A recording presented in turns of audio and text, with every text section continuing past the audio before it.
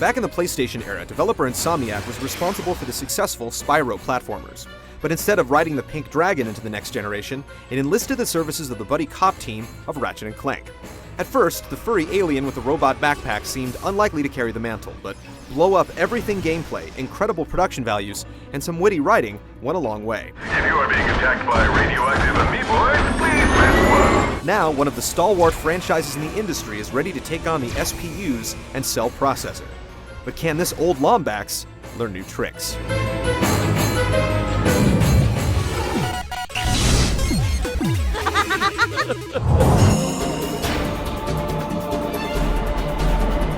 In the fifth installment of the series, or the fourth depending on whether you count the trigger-happy deadlock, Ratchet and his robot sidekick Clank receive a distress call from their old pal Captain Quark. I've got a bit of a situation here at the Planetary Defense Center. Seems he's under siege by a battalion of robot commandos under the thumb of Tachyon.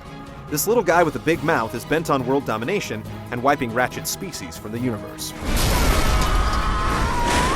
Running underneath this main arc is Clank's awakening. Apparently there's much more to this little bot than meets the eye, and this is explored throughout the game. The writing in this is not the series' best, falling back on jokes covered in cobwebs at times. This guy must be more irritated than a one-legged droid in a butt-kicking contest. But the story, however, is probably the best. There's a surprising amount of heartstring tugs, and there are never large chunks of game where it disappears. I hope you never have to endure the pressure of saving an entire galaxy. Wish me luck.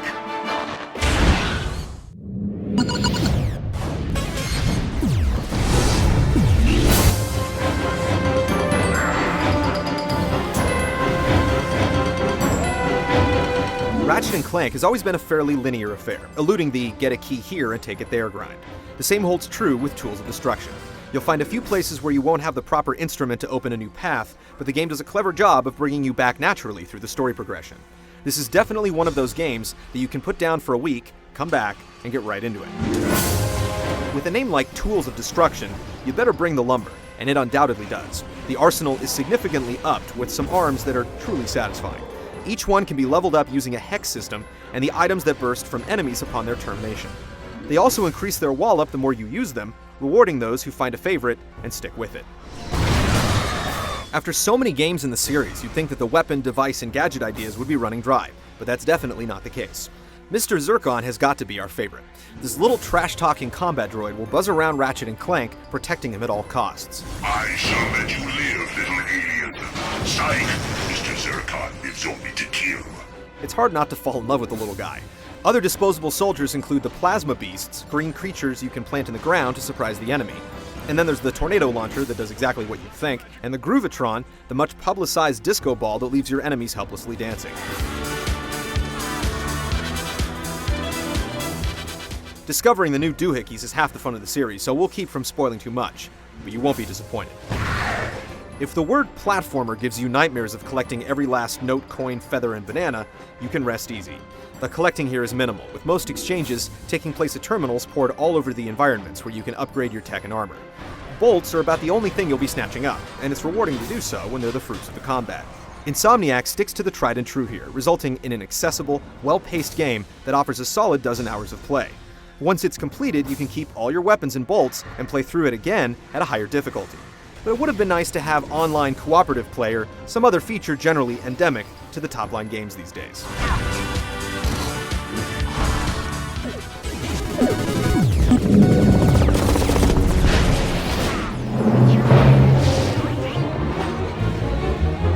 The premise here is simple. Jump when you have to, and lay on the trigger button. For whatever reason, destroying enemies and watching showers of bolts come bounding forth is far more rewarding than watching gray matter splatter against a wall. The big part of that is the weapons, of course, and while some of them will yank a smile from the most stoic of players, others aren't nearly as fun to use as they sound. Controlling twisters from the tornado launcher is handled by the 6-axis, by tilting it in any direction. Targeting the thing while avoiding enemy fire at the same time requires mental agility and manual dexterity that only the likes of Neil Peart possess. The good news is that for every contraption that fizzles, there are 5 that flourish. There's a successful strategy to using just about every ordnance in the game, and with them upgrading through use, you'll be able to build that relationship between Lombax and Cold Steel. The actual platforming is extremely tame, allowing plenty of room for error and really just serving as a means to an end. And that end is blowing stuff up. The incredible armory does come at a price. The game is simply too easy. Death through combat is rare, as the surplus of bolts you're given to upgrade and buy new weapons is a bit unbalanced.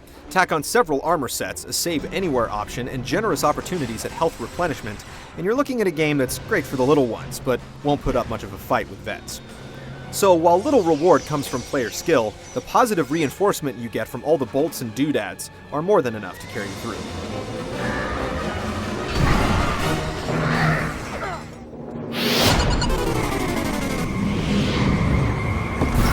Back before the N64 launched, a writer from Time magazine compared Super Mario 64 to being inside a Toy Story movie. That statement seems absurd now, but he was only about 10 years off. Games have finally reached that point with Tools of Destruction. Say what you want about flatly shaded characters being easier to render, but this game looks absolutely fantastic. The size and scale of these environments are incredible, with so much little detail going on in the background and no loading time once you've entered a level. It's definitely the best looking PS3 game on the market. Voice acting isn't bad either, particularly #1 bad guy Tachyon, whose lines are absolutely nailed. Greetings, inferior beings of Polaris. Does your life lack a sense of purpose? Do you constantly worry about finding steady income? Do you like killing stuff? The interactive orchestral score adds tension in all the right places, and overall, this is one well-presented piece of software.